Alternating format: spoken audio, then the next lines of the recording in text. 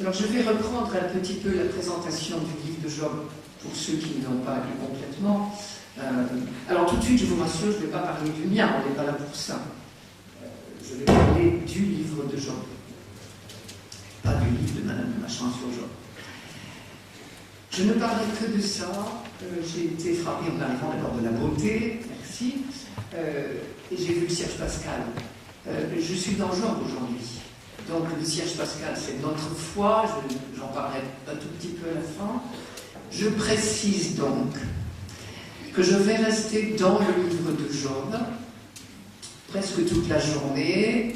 Nous terminerons heureusement par l'Eucharistie et je n'oublierai pas en fin de parcours que nous sommes croyants en Jésus-Christ et que le Christ ressuscité et le don de l'Esprit sont nos ressources. Quand je voyais le croyant à l'épreuve de la souffrance, qui était le titre de cette journée, je me disais oui, mais le croyant de quelle époque?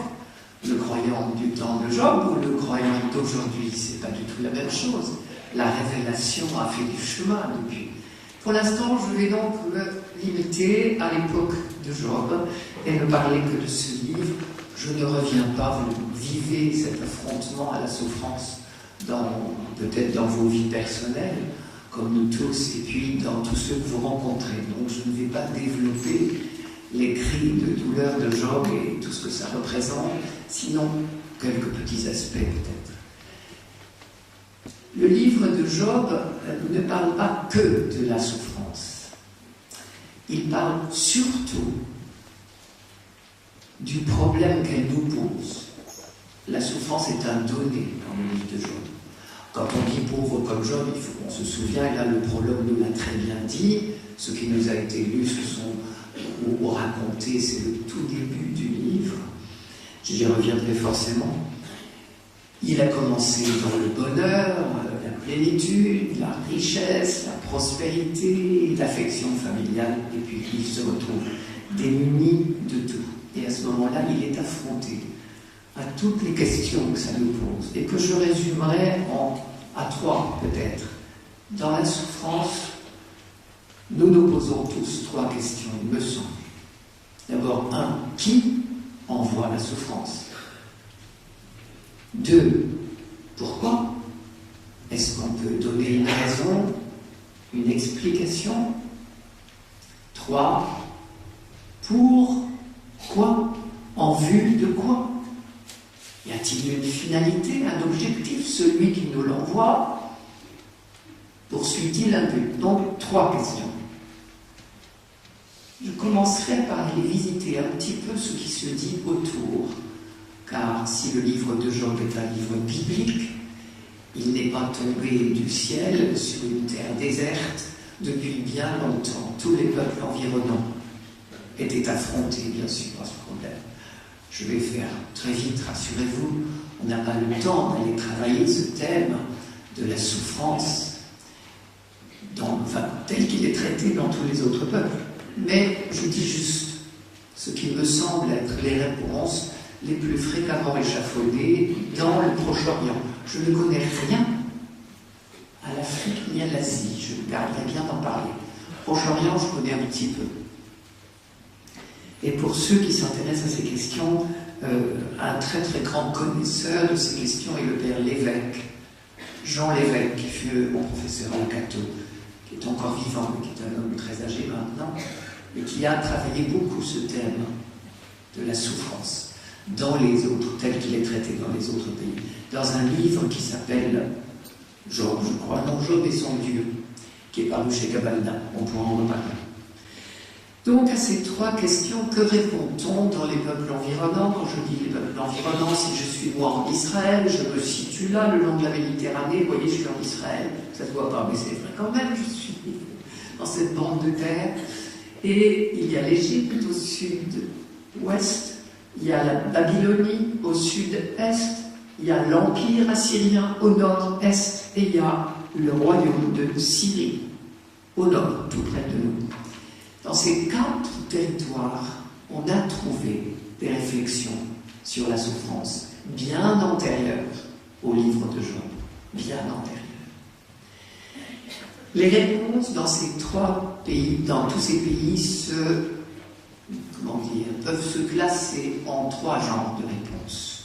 Un, qui envoie la souffrance? Tout le monde dit la même chose. Alors ça, je vais le balayer tout de suite.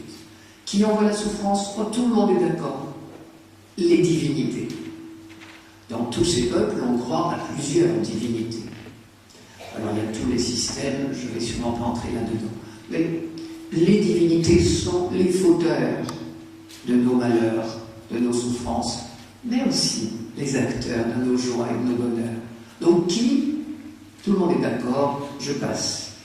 Sur les deux autres questions, pourquoi la souffrance? Y a-t-il une explication? Dites-moi. Ou bien, pourquoi? En vue de quoi? Alors là, je peux résumer, rassembler les réponses sous trois chapitres. Première réponse, l'arbitraire. Les dieux là-haut font exactement comme ils veulent, comme ça leur chante. Il n'y a aucune règle. L'arbitraire, c'est terrifiant. La phrase que j'ai retenue, la plus frappante, mais on la trouve ailleurs, c'est une phrase qu'on a trouvée en Syrie, dans le royaume de Syrie, à Ougarit. Ça s'est appelé à une certaine époque Ras Shamra, pour ceux qui connaissent. Donc, Ougarit, on a une phrase que je vous livre. Alors, je dis tout de suite, pour vous mettre au repos, je vous donnerai en fin de journée un résumé. Des phrases comme ça, elles seront dedans. En fin de journée. Je n'ai pas donné de plan, parce que je veux rester libre un petit peu de réagir à ce que vous entendez, etc. Et vu le temps qui m'est imparti, d'accentuer plus ou moins tel ou tel passage. Mais vous aurez un résumé, ça va vous reposer un peu. Prenons le temps de réfléchir, tout simplement. Donc, cette phrase, c'est « Selon le bon plaisir divin, les lots sont répartis. » Vous avez votre lot dans la vie, de bonheur ou de malheur. Ben voilà, c'est comme ça. Ça s'est décidé là-haut, parce que c'est toujours là-haut qu'on place les divinités. Ça s'est décidé sans raison. Voilà, c'est tombé comme ça. Ça, c'est en Syrie. En Babylonie, on raconte l'un des récits de création du monde, il y en a plusieurs des récits, l'un d'entre eux raconte que tous les premiers de l'an, les divinités se réunissent là-haut, les dieux bons et les dieux méchants. Et puis, ils convoquent, les humains sont sous leurs yeux, et ils convoquent les jours de l'année. Et comme ça, gratuitement, ils décident ce qui vous arrivera pendant l'année qui vient. Ça tombera comme ça tombera. Tant mieux, ou tant pis, c'est comme ça. C'est ce que j'appelle l'arbitraire des dieux. Dans le livre de Job, on entend un écho de ça dans la fin du texte que nous avons entendu tout à l'heure, dans le chapitre 3. Job dit à un moment, ce qui prouve que son texte, au moins sur cette partie-là, est un tout petit peu influencé. Périsse le jour où j'allais être enfanté, et la nuit qu'il a dit, un homme a été conçu. Ce jour-là, qu'il devienne ténèbres, que de là-haut, Dieu ne le convoque pas. C'est un discours absolument pas habituel en Israël, mais c'est comme ça qu'on parlait en Babylonie. Donc ça, c'était la première réponse qui se fait jour dans les littératures babyloniennes et syriennes surtout. On n'a pas encore tout trouvé partout. Ça, c'est l'arbitraire. Un autre genre de réponse très fréquent, alors de beaucoup le plus fréquent, c'est ce qu'on appelle habituellement la logique de rétribution. Vous voyez le mot rétribution. Alors ça, il faut qu'on soit très au clair avec ça, parce que ça va nous habiter à peu près toute la journée. Ça habite encore souvent nos pensées, peut-être. La logique de rétribution, pour faire simple, je dirais, conduisez-vous bien dans la vie, et il ne vous arrivera que du bonheur. Et si vous vous conduisez mal, tant pis, vous serez puni, c'est normal. les bons sont toujours récompensés, les méchants sont toujours punis. Par rapport à l'arbitraire, dit un instant, c'est quand même un progrès. Il y a une idée de justice quelque part. Les gens qui écrivent des textes comme ça, on en trouve partout. On en trouve en Égypte, on en trouve à Babylone, on en trouve en Assyrie, on en trouve en Syrie. Les gens qui écrivent des textes de cet ordre ont l'idée que les dieux sont justes. Et ils ont une certaine idée de la justice des dieux. C'est-à-dire que quand on se conduit bien, on doit être récompensé, et quand on se conduit mal, on est puni. L'éducation de nos enfants ressemble parfois à ça. Les méthodes scolaires aussi, je l'imagine. Ça, donc, c'est ce qu'on appelle la logique de rétribution. Je vous fais entendre quelques phrases. C'est le bon Dieu qui t'a puni. C'est ça, non? Ou bien, c'est révoltant, il n'a pas mérité ça, c'est pas juste. On est en plein dedans, non? Et si j'ai donné à mon bouquin le titre « Qu'est-ce que j'ai fait au bon Dieu ?» c'est parce que, très spontanément, ça nous vient à l'esprit. Tout le livre de Job, le livre biblique de Job, va tourner autour de ça.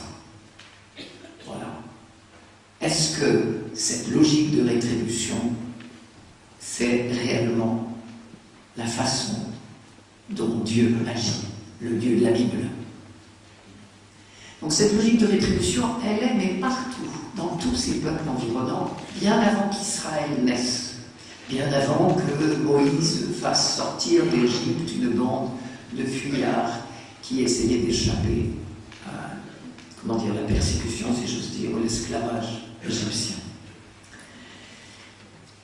Troisième, je passe quand même à la troisième sorte de réponse,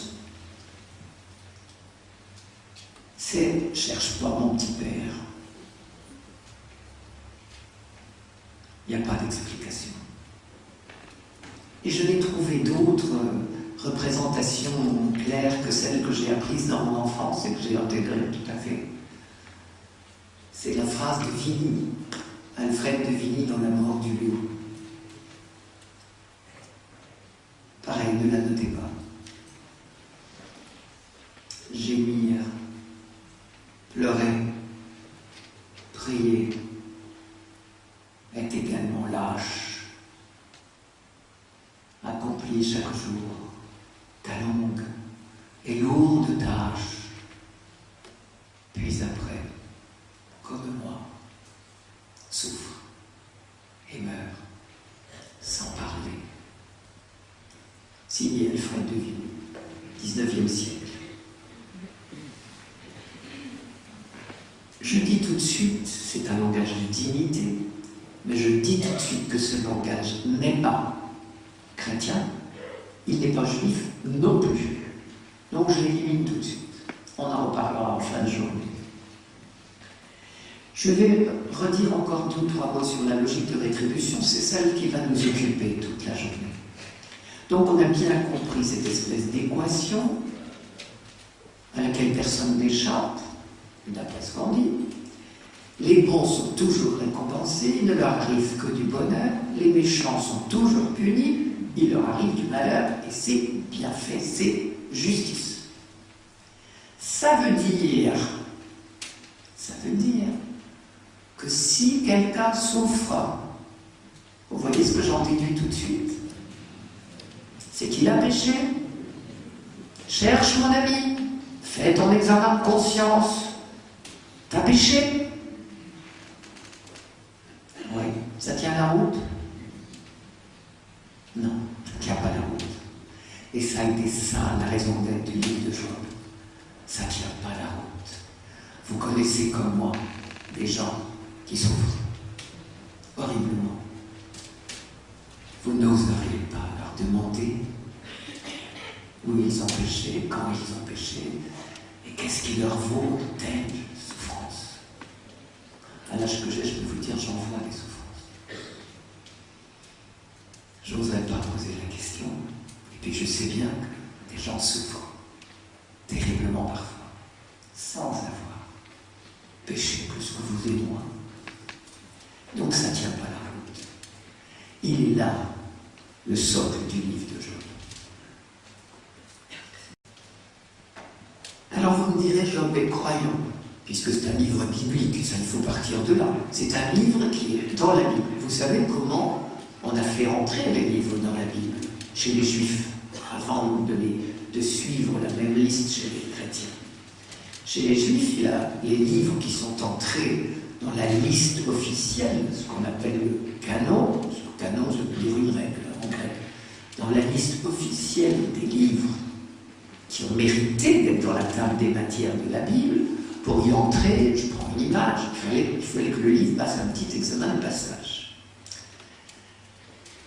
Pour les Juifs qui habitaient en Judée, autour de Jérusalem, au moment où ce choix a été fait, il fallait que le livre réponde à quelques critères. Premier critère, évidemment, être fidèle à la foi d'Israël. Et puis il y avait d'autres critères qui étaient le lieu de production du livre et la langue, ça ce n'est plus mon sujet pour aujourd'hui. Et ce critère de la foi, de la conformité à la foi était très important. Si Job, le livre de Job est entré dans la liste des livres bibliques, c'est qu'il est considéré comme un livre de foi. Donc, mon ami Job est croyant. L'auteur ou les auteurs du livre de Job sont des croyants. Alors, est-ce que ça arrange les choses? Est-ce que tous les gens que je vous ai cités jusqu'à présent, les Égyptiens, les Babyloniens, les Assyriens, les Syriens, tous ces gens-là ne font pas partie d'Israël? Donc, je ne les appelle pas, vu du côté de la Bible, je ne les appelle pas des croyants. Des croyants qui sont fils d'Abraham, et puis qui ont été menés par Moïse sur les chemins de l'Alliance, et puis éduqués par tous les prophètes depuis des siècles, et qui ont pratiqué la prière des psaumes, etc. Le livre de Job, lui, il est de ce milieu-là. Il est écrit par des croyants, pour des croyants. Tous les livres bibliques, ça c'est ma conviction la plus profonde, c'est que c'est écrit par des croyants, pour des croyants. Et ça va être la particularité du livre de Job. Alors on se demandera après si ça arrange les choses. On souffre autant quand on croit, mais on n'est pas épargné quand on croit. Tous les visiteurs que vous êtes savez bien que les gens que vous visitez, qui sont des baptisés, des profonds croyants, pour certains, sont éprouvés autant et peut-être plus. On va voir ça. La foi n'est pas une pommade, un baume sur nos blessures. Quelquefois même, peut-être, ça pose plus de questions. Je m'arrête sur le fait que Job est croyant. Quand je dis Job, je fais une parenthèse. Monsieur Job n'a jamais existé. Soyons honnêtes avec ça. Monsieur Job n'existe pas. Il n'a jamais existé. C'est un nom qu'on a donné, c'est un personnage qu'on a inventé pour débattre de ce problème de la souffrance. En fait, Job, c'est Israël. Ça pourrait être vous et moi, certains jours. Alors, ça veut dire quoi être croyant? Ça veut dire être bénéficiaire de la révélation du Dieu unique, du Dieu de l'Alliance. Ça veut dire vivre dans l'Alliance depuis des siècles. Ça veut dire, et je vais commencer par là, premier point, un croyant, c'est quelqu'un dont la foi est appuyée sur l'expérience du buisson ardent. Pour moi, la foi d'Israël, elle est appuyée là. C'est le socle. Sans le buisson ardent, il n'y aurait plus d'Israël. Il n'y aurait pas de Job non plus, pas de livre de Job. Ça, j'en suis intimement convaincu. C'est quoi l'expérience du buisson ardent? Alors ça, je ne l'ai pas écrit sur vos feuilles, mais il faut connaître cette phrase par cœur. Le buisson ardent, nous n'aurons peut-être pas le temps de nous y replonger, mais rappelez-vous, Exode chapitre 3. Je donne un tout petit peu de contexte parce qu'il est important pour la suite. Le contexte, c'est un peuple. Combien est-il, je n'en sais rien. Cette bande de fuyards dont j'ai parlé tout à l'heure, peu importe. C'est un petit peuple esclaves en Égypte, maltraités. Ils sont arrivés dans une période d'opulence de l'Égypte et dans une période où leur ancêtre Joseph, vous vous rappelez, Joseph était un des grands serviteurs du Pharaon.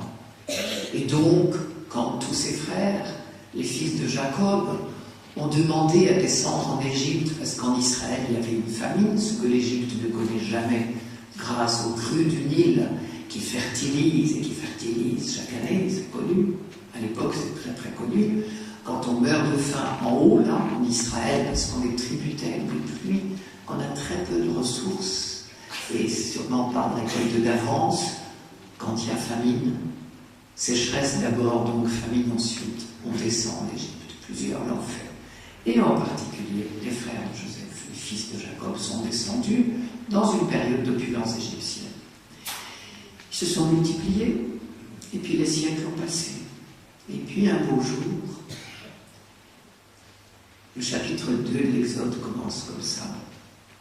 Non, le chapitre 1, pardon, commence par « Alors se leva sur l'Égypte un pharaon qui n'avait pas connu Joseph. » Se lever, c'est le discours qu'on emploie, c'est le vocabulaire qu'on emploie pour dire l'accession au trône. C'est comme un soleil sur le peuple.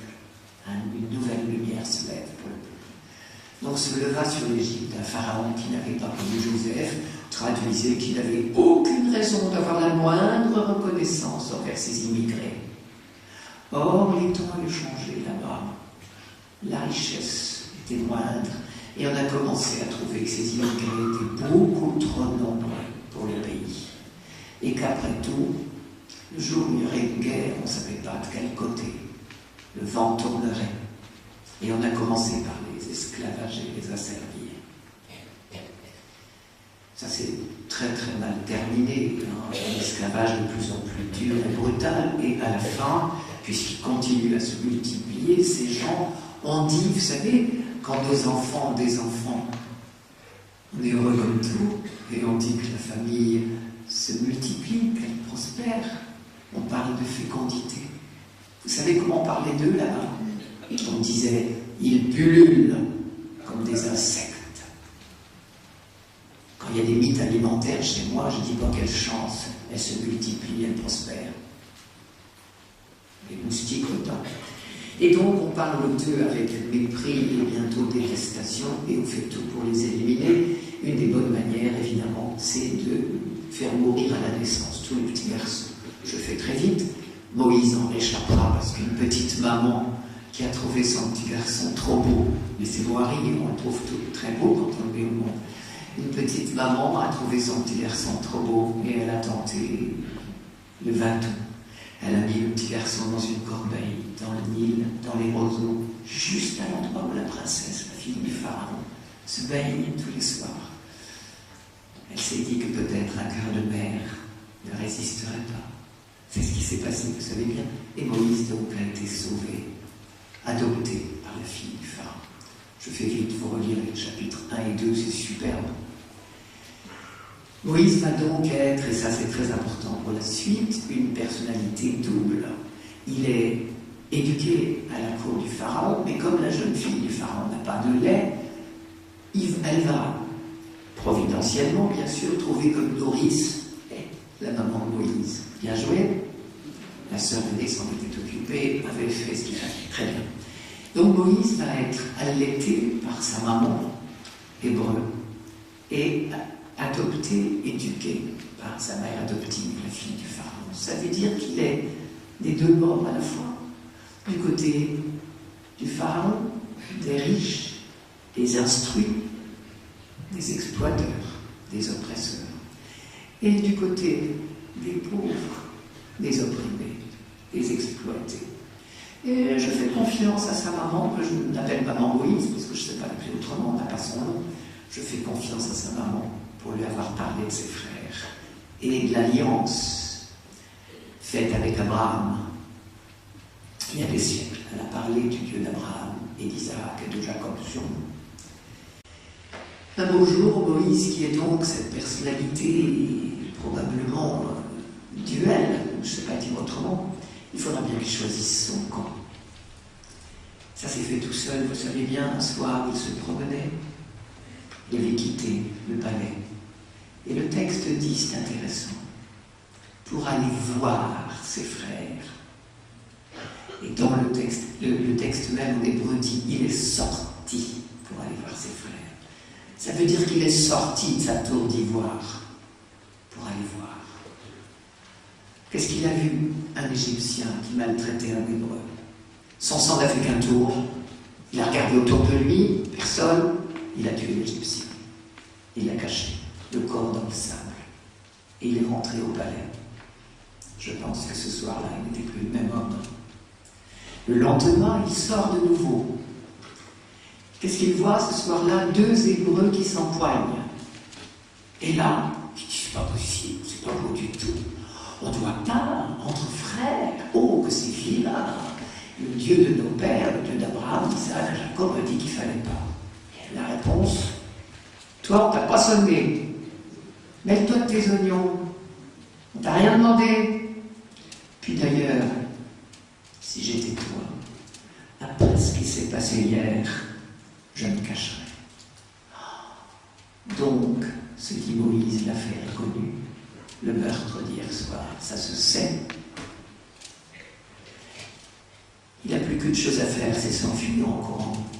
Parce que si ça se sait ce soir, demain le pharaon le saura. Et il n'y aura pas de pitié, même pour le fils adoptif. Moïse s'enfuit. Et voilà cet homme qui jusqu'à présent était une personnalité duelle, mais il avait des liens des 2 côtés. Il n'a plus rien, et plus nulle part. Tout de suite, il va être pourchassé par le pharaon, c'est pour ça qu'il s'enfuit dans le Sinaï. Et ensuite, il a été récusé par ses frères de race, il avait voulu intervenir, séparer les combattants. Il s'est fait renvoyer dans ses foyers, vite fait, bien fait. Donc il n'est pas reconnu par eux.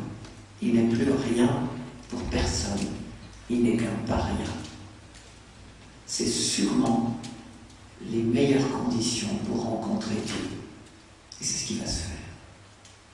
Exode 3, le buisson ardent. Vous connaissez ce texte. Ce buisson en feu. Et qui pour autant n'est pas dévoré. Moïse dit, c'est quoi cette affaire? Il avance, il fait un détour. Dieu vit, il avait fait un détour pour voir. Alors Dieu l'appelle. Moïse, Moïse. Moïse répond, me voici.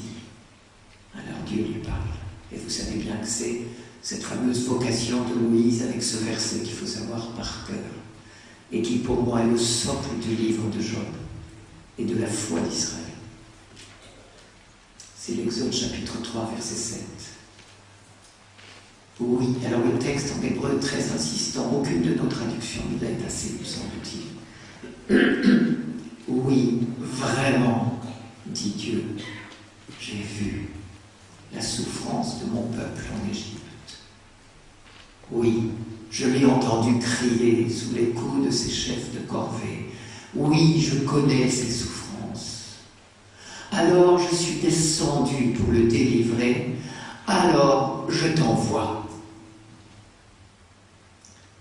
Cette conviction que Dieu voit, entend, connaît notre souffrance, que Dieu intervient en envoyant quelqu'un, ça c'est le socle de la foi d'Israël.